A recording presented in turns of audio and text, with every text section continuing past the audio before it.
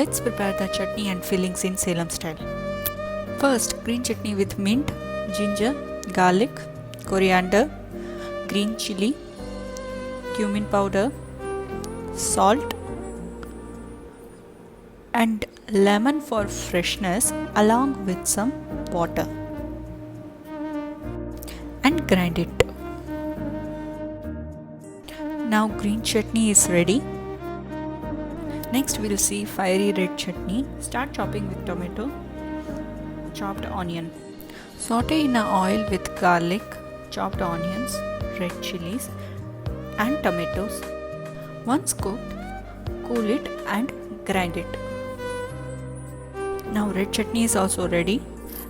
At last, veg filling time with grated beetroot, carrot and chopped onions. Top with some salt and lemon for the tangy street cake.